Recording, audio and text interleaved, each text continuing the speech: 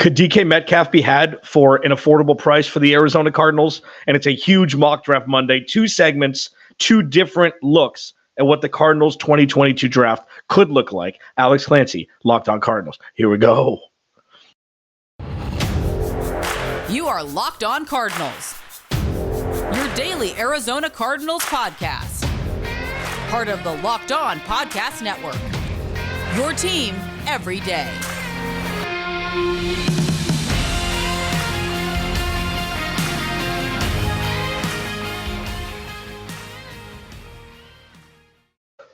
Welcome into a Monday version of Locked On Cardinals. I'm your host, Alex Clancy. Follow me on Twitter at Clancy's Corner. Follow the podcast at Locked On AZ Cards. You can check me out Thursdays on Locked On NFL Thursday.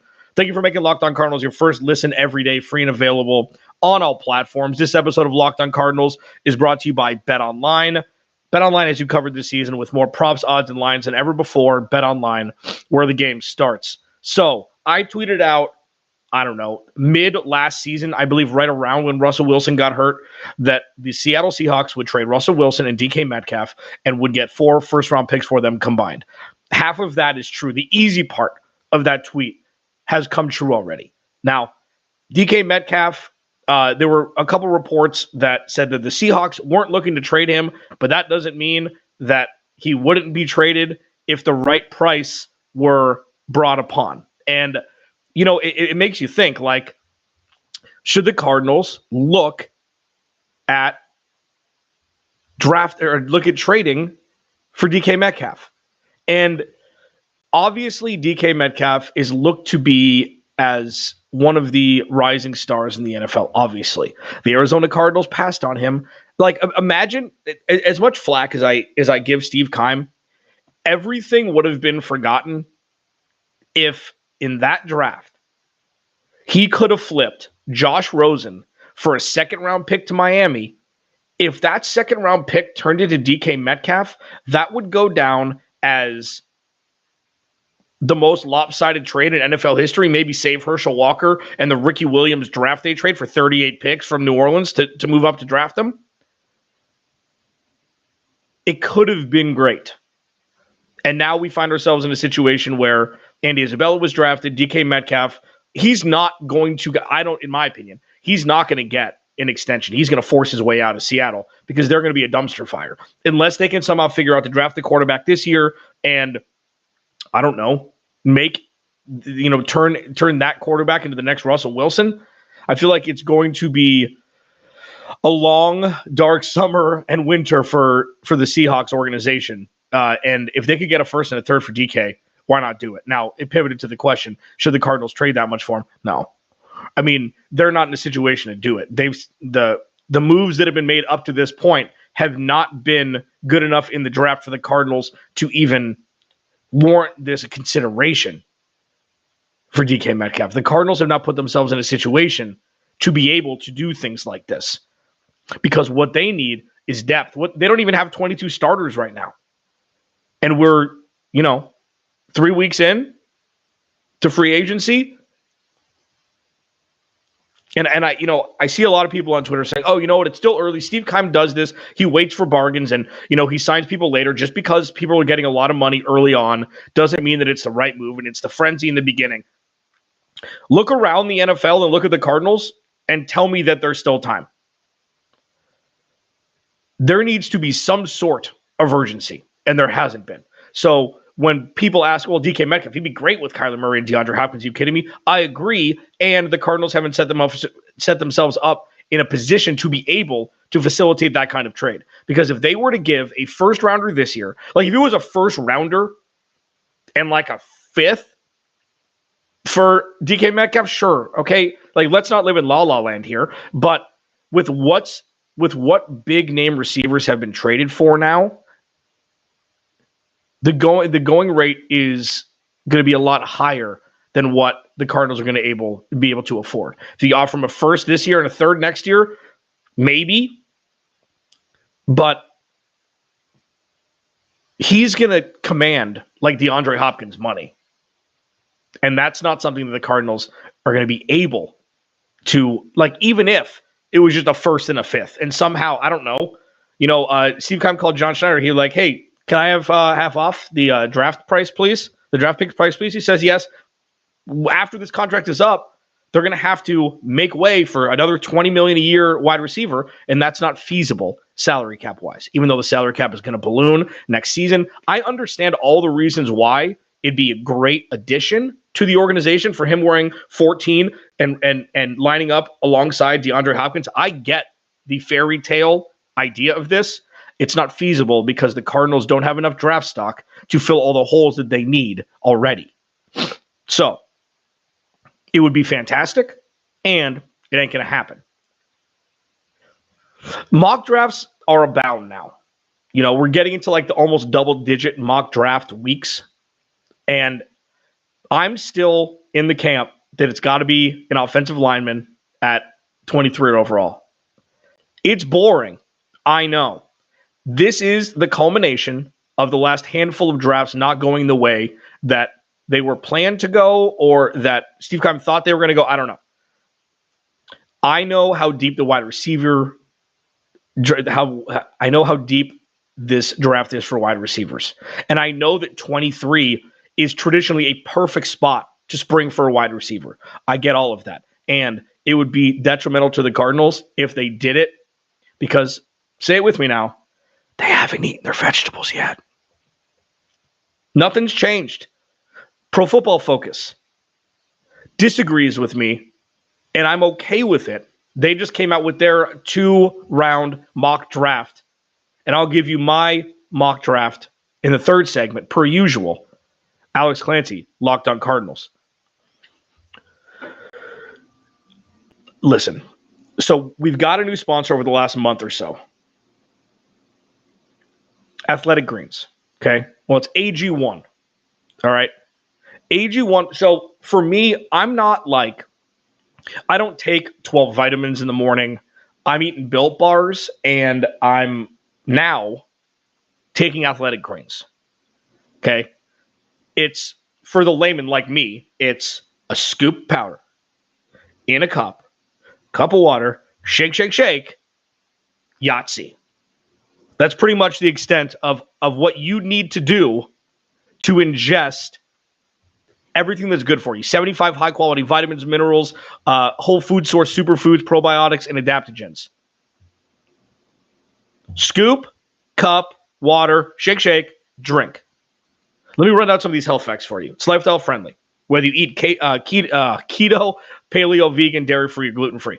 Contains less than 1 gram of sugar, no GMOs, no nasty chemicals or artificial anything, while still tasting good. So you still with me?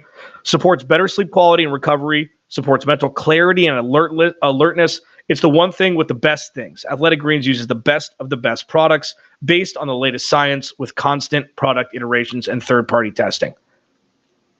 It costs you less than $3 a day. My coffee's $4.92. I'm not ashamed to admit it. I do it twice a week. I don't care. This is less than $3 a day. You're investing in your health, and it's cheaper than your cold brew habit. I do iced coffee. It's cheaper than getting all the different supplements yourself. You're investing in an all-in-one nutritional insurance. They couldn't make it more easy for you to streamline all the important things you need for your body every morning. Again, powder, water, cup, shake, drink. Athletic Greens is going to give you a free 1-year supply of immune-supporting vitamin D and 5 free travel packs with your first purchase. All you have to do is visit athleticgreens.com/NFL Network. Again, that's athleticgreen.com/NFL Network to take ownership over your health and pick up the ultimate daily nutritional insurance. You need insurance on your sports wagering? People to help you. BetOnline.net's your number one source for all the betting needs and sports info. Find all the latest sports developments, including this week's Masters Championship odds, podcasts, and reviews for all the different leagues this season. BetOnline is your continued source for all the sports wagering information, including live betting, esports, and scores. Head to the website today or use your mobile device to learn more about the trends and action. BetOnline, where the game starts. Thank you to everybody who makes Locked On Cardinals your first listen every day. Make it your second listen, Locked On NFL. Monday through Friday, baby. I do mine on Thursdays. Talk national news, 30 minutes. Bing, bang, boom. Free and available on all platforms.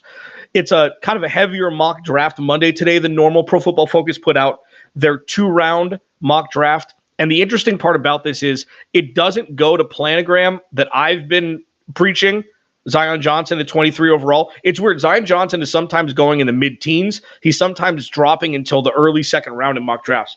So what does that average out to? The Arizona Cardinals at 23. There is a standout corner or two, Mr. Sauce, and then there's this dude, Kaiir Elam from Florida. I'm going to be doing a crossover with Brandon Olson from Locked On Gators in the next week or so to dive deeper into the prospects that are going to be coming out of the swamp out there in Florida. Pro Football Focus has the Arizona Cardinals taking cornerback Kaiir Elam out of Florida. He's a physical guy, okay? The downside to him is penalties because of how physical he is. We heard this about J.C. Horn last year, and he went top 9 or wherever he went. I think that this would be a home run for the Cardinals. I don't see Kaiir Elam dropping this far, but that's what mock drafts are about. I would take this in a heartbeat. And you know what I do, and I talked about this last week, whoever the Cardinals drafted 23 overall, there needs to be a veteran signed in free agency at the same position. The Cardinals need to develop a strength. And I don't know what it was last year, aside from maybe the safety room, running back room probably, but the Cardinals don't have a strength right now. Chandler Jones is gone. Their cornerback room is not great. Their wide receiver room is not great. Their running back room is fine, but it's incomplete. They need to sign or draft a running back. And their offensive line is good, but it's not great. There's no depth on the offensive line still. Josh Jones has proven that he's not there yet. You hope that he gets there, but he's not there yet. Will Hernandez, 1-year guy drafted in 2018 at a UTEP. Okay, that's a Steve Keim special signing. There's not a whole lot of trust outside of Rodney Hudson and DJ Humphries and Kelvin Beachum. There needs to be more than just the skeleton of the left and right tackles and the spine in the middle of Rodney Hudson. So if you're going to draft Kaiir Elam at 23, it's got to be a Stephon Gilmore. It's got to be a corner that you can pair with him and Byron Murphy to show more improvement than just putting a Band-Aid over cracks in a specific room.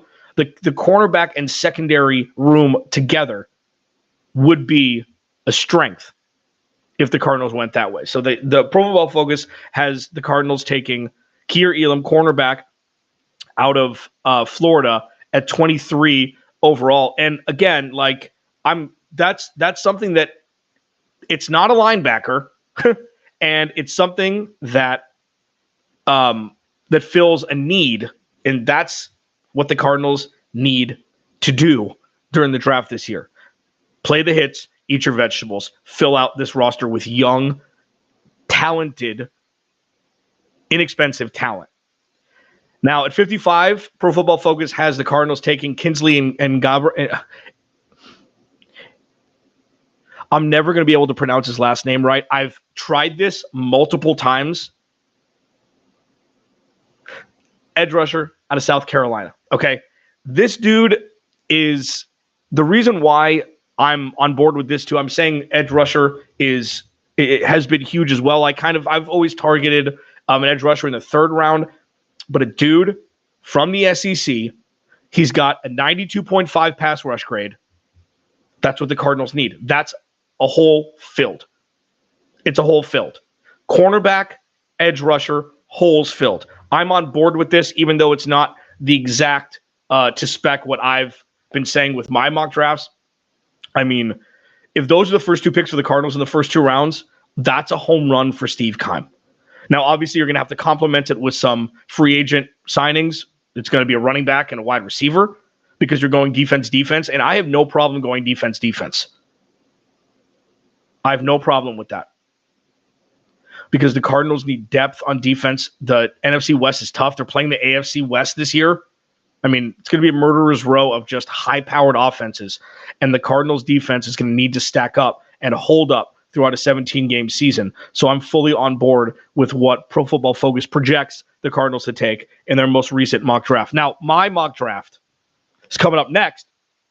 I kind of stuck with what I've been doing, but there's a really, really fun name in the second round that I took. I think he's going to be gone. People are saying that he's the best at his position in the draft. Marcus Mosher, etc. People that I trust say this guy is going to be an absolute world beater at the next level, and I snagged him with my second round pick. I'll talk about that next, and I feel pretty good about it. This might be my best mock draft yet.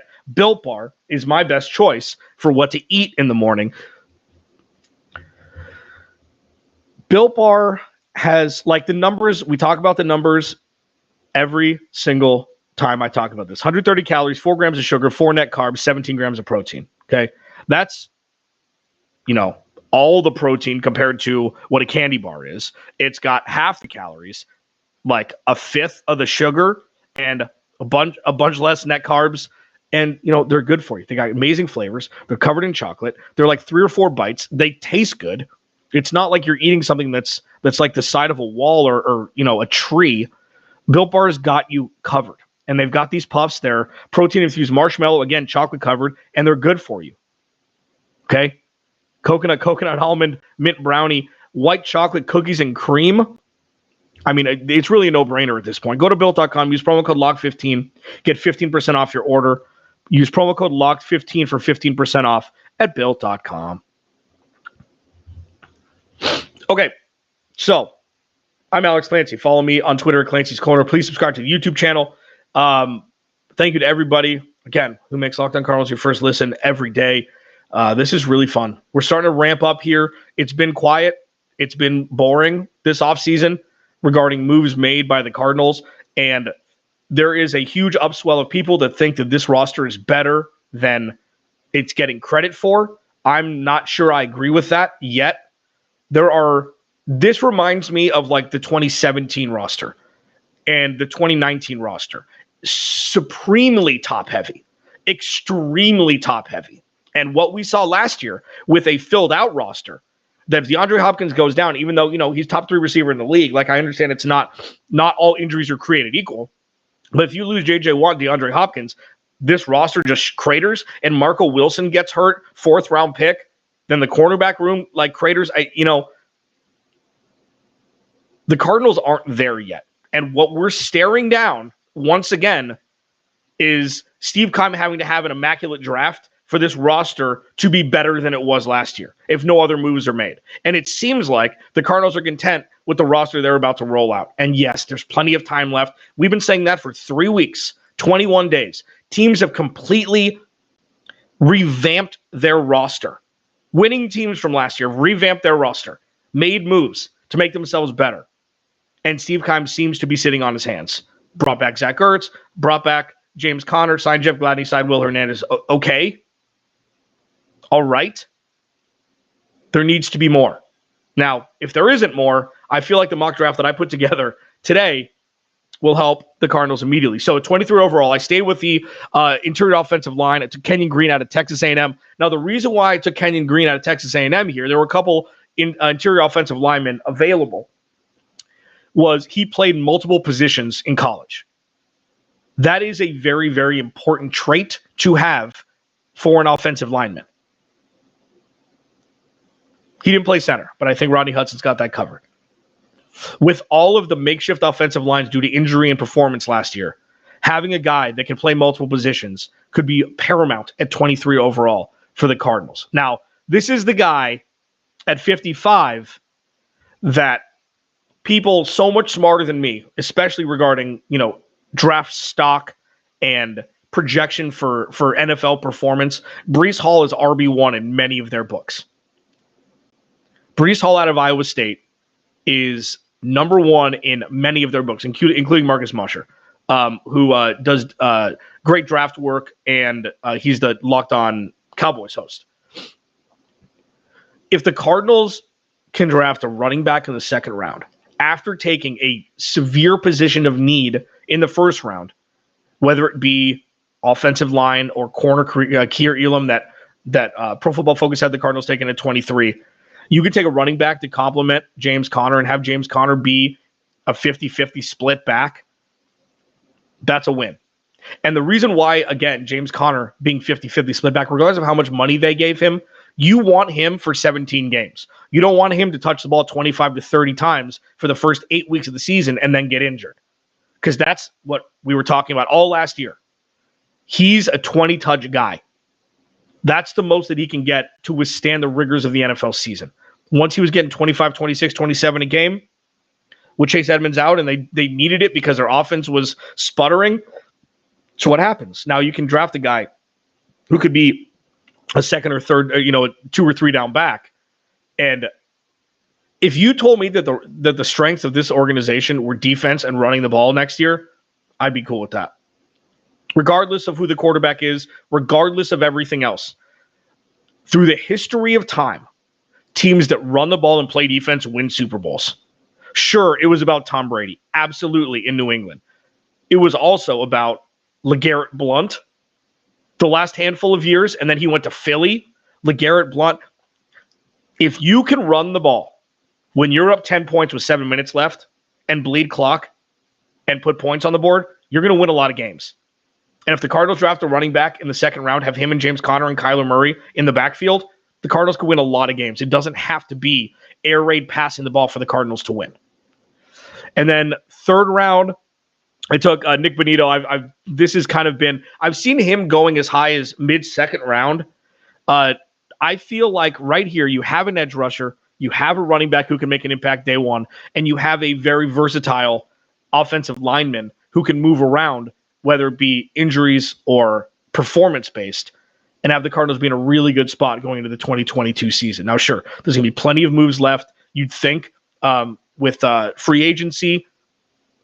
Who knows? Who knows what Steve Keim has up his sleeve? I just hope he has a sleeve to have something up in, for lack of a better phrase. You can follow me on Twitter at Clancy's Corner. Follow the podcast at Locked On AZ Cards. Thank you for making Locked On Cardinals your first listen each and every day. Now make Locked On NFL Draft your second listen. Ryan Tracy and Eric Crocker do a great job. They've got a new mock draft out today. 30 minutes, everything you need to know about the draft, free and available on all platforms. Alex Clancy, I'll talk to you tomorrow.